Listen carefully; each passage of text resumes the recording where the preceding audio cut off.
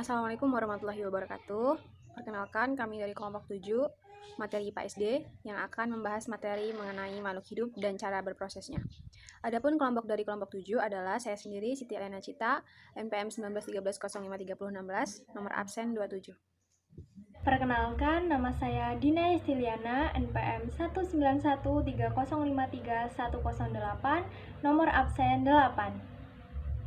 Perkenalkan, nama saya Fahiratul Sania, NPM 1913053074, nomor absen 11. Nama saya Muhammad Ilham Utama Jaya, NPM 19130531105, nomor absen 20. Untuk materi pertama akan disampaikan oleh Dina Yestiliana.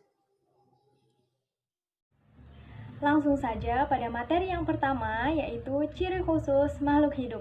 Nah, seperti yang kita ketahui bahwa setiap makhluk hidup pasti memiliki ciri-ciri.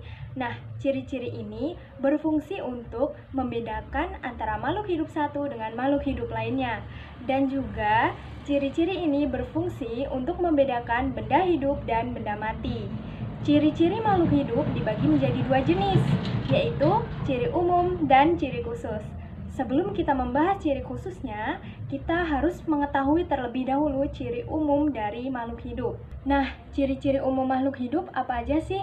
Jadi, ciri-ciri umum makhluk hidup ada bernafas, berkembang biak, tumbuh, berkembang, memerlukan air, memerlukan makanan, mengeluarkan zat sisa, dan juga peka terhadap rangsang. Selanjutnya, kita akan membahas ciri khusus pada hewan dan tumbuhan. Yang akan pertama kita bahas mengenai ciri khusus pada hewan. Hewan melakukan adaptasi guna untuk melindungi dirinya dari serangan musuh, kemudian juga untuk memenuhi kebutuhan hidupnya, dan juga untuk menjaga kelestariannya. Bentuk adaptasi akan membentuk ciri khusus pada hewan. Contohnya seperti bentuk paruh, bentuk kaki, dan lain sebagainya. Nah, setelah ini akan saya sebutkan beberapa hewan dan ciri khususnya. Hewan yang pertama adalah bunglon. Bunglon merupakan salah satu jenis reptilia. Nah, bunglon ini memiliki kemampuan untuk mengubah warna kulitnya, disebut dengan mimikri. Nah, hal ini untuk apa sih? Jadi, bunglon melakukan perubahan warna kulitnya sesuai dengan tempat yang disinggahinya guna untuk mengelabui musuh ataupun menghindarkan diri bunglon terhadap musuhnya. Hewan yang kedua yaitu kelelawar.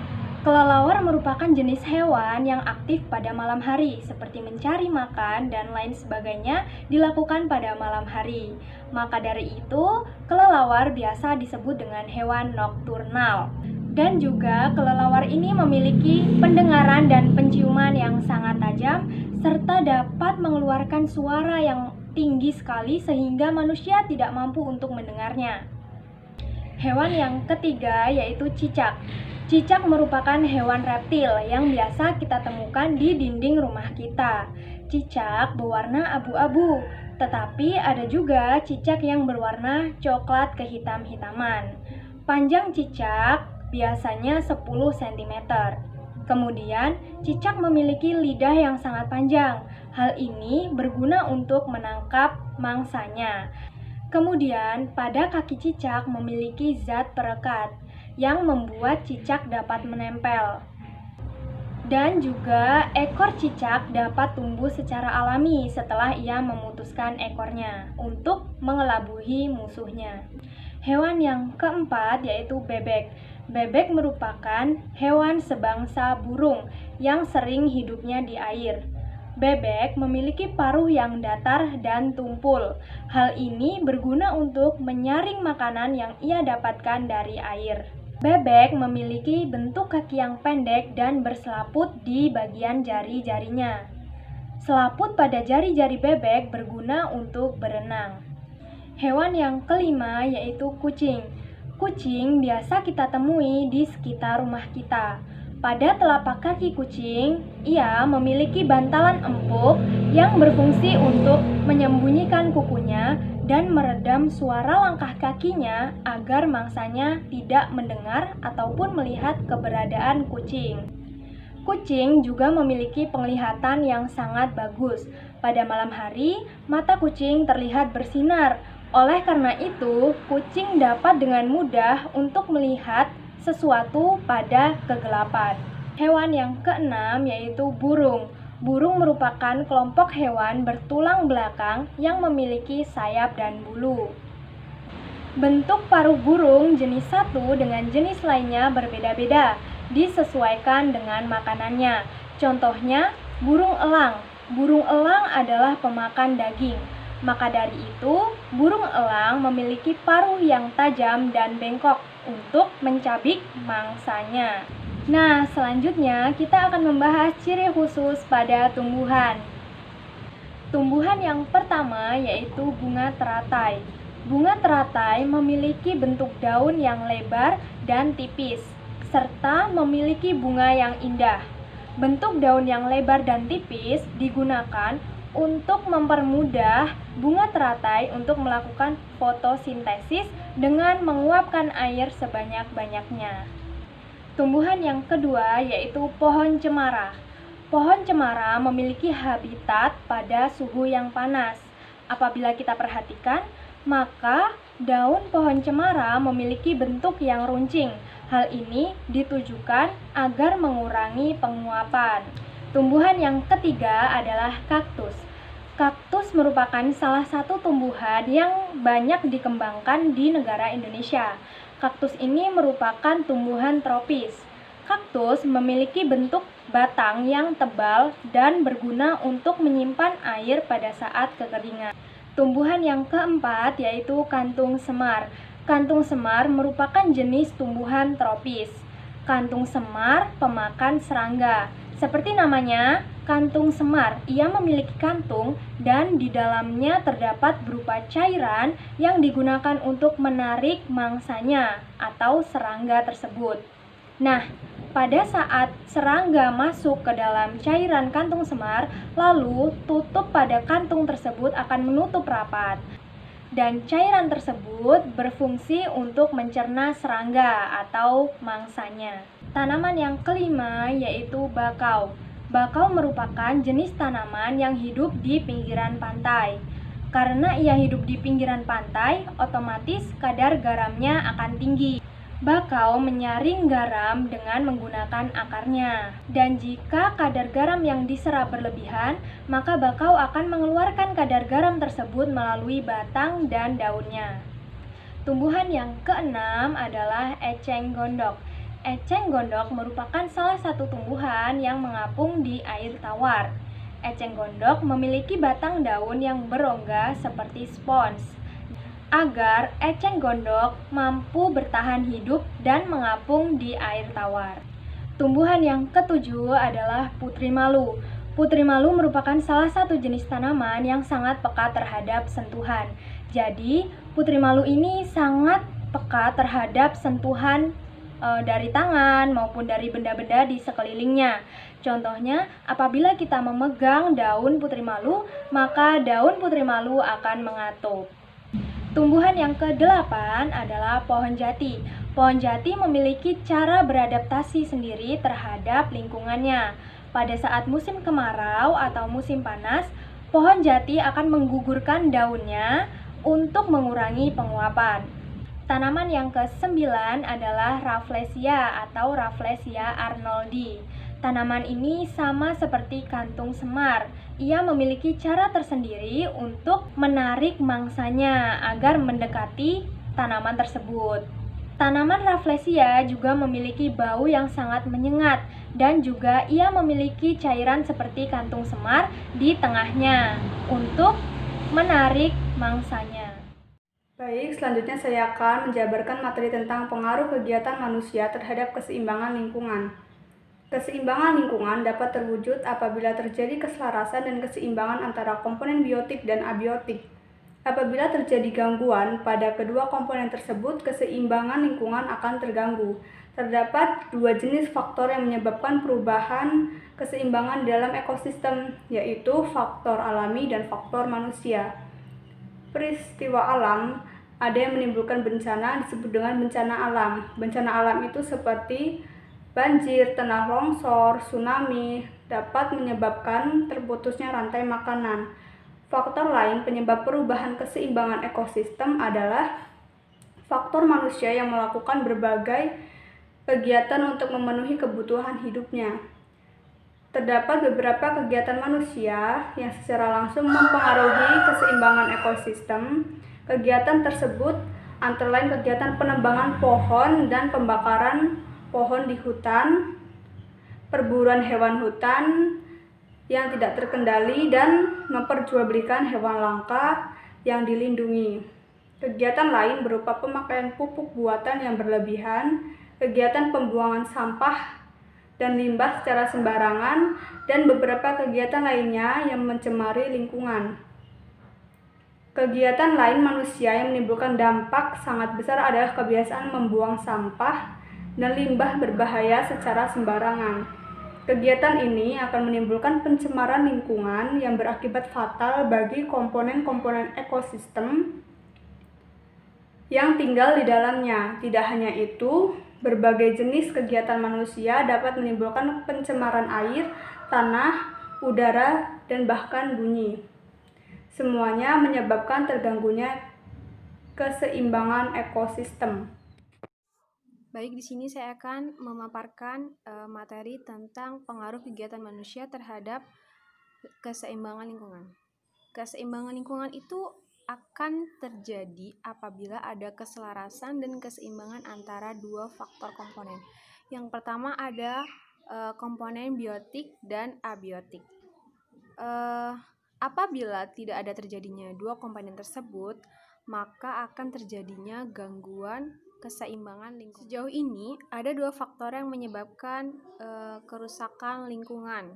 Yang pertama itu ada faktor alami, yang kedua ada faktor manusia. Faktor alami itu adalah faktor yang datang langsung dari tangan Tuhan. Jadi tidak ada campur tangan manusia. Contohnya seperti bencana alam, longsor, tsunami, badai, angin topan, gunung meletus, dan lain sebagainya. Lalu yang dari tangan manusia itu, yang faktor manusia adalah yang dari campur tangan manusia. Contohnya seperti penebangan pohon, kebakaran hutan, terus pemburuan hewan liar yang tidak terkendali lagi. Nah, itu yang menyebabkan kerusakan lingkungan. Dari faktor yang dibuat oleh manusia tadi, seperti halnya penebangan pohon, itu jelas akan merusak ekosistem hutan, seperti menghilangkan fungsi tumbuhan sebagai penahan air dan penghasil oksigen. Kemudian ada pembakaran hutan. Akibat dari tumbuhan tersebut itu kan jenis organisme hutan yang mempunyai peran yang mempertahankan keseimbangan ekosistem itu akan hancur. Ya, tindakan-tindakan tersebut tadi itu kan bisa mengakibatkan terputusnya rantai makanan dan juga jaring-jaring makanan. Karena akibat ulah dari manusia tadi berdampak pada hewan juga, punahnya jenis satwa lainnya. Kemudian ada juga kegiatan pertanian intensif yang menginginkan hasil panen dengan jumlah besar dalam waktu dekat. Itu menyebabkan juga pemakaian pupuk yang secara berlebihan. Itu bisa berdampak pada lingkungan sekitar juga. Karena pupuk buatan yang terlalu banyak, terlalu over, itu bisa mengakibatkan tercemar lingkungannya. Di waktu yang sama, itu juga ada pengendalian hama. Tapi dilakukan dengan cara yang tidak baik, dengan cara menggunakan zat-zat kimia berbahaya.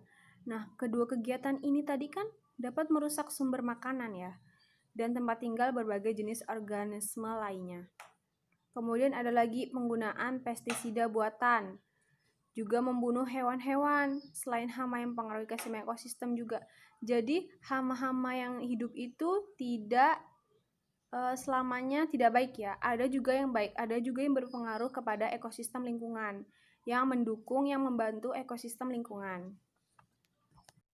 Dan ada juga kegiatan pencemaran lingkungan yang dilakukan manusia yang berakibat fatal banget buat ekosistem. Itu adalah salah satunya adalah membuang sampah dan limbah berbahaya dengan sembarangan. Itu yang sangat fatal banget. Karena itu kan bisa membunuh komponen-komponen ekosistem yang ada di dalamnya, bisa merusak juga dan juga bisa mencemari lingkungan sekitar akibat limbah-limbah dan sampah tersebut. Bisa mengakibatkan banjir juga. Nah, untuk itu, buat semua teman-teman, kita sebagai makhluk hidup, sebagai manusia, kita harus tetap menjaga ekosistem lingkungan kita, terutama lingkungan sekitar ya. Jangan sampai lingkungan sekitar kita itu tercemar. Salah satunya dengan satu saja, yang masih sepertinya susah ya untuk orang Indonesia, itu yaitu membuang sampah sembarangan. Karena masih banyak orang yang membuang sampah sembarangan, membuang sampahnya tidak di tempatnya. Dan itu dampaknya itu sangat fatal banget buat semuanya, buat manusia, buat ekosistem juga, buat hewan-hewan komponen juga. Itu berakibat fatal banget. Nah, jadi buat teman-teman semua, ayolah kita sekarang menjaga, membantu melestarikan ekosistem yang ada di lingkungan sekitar.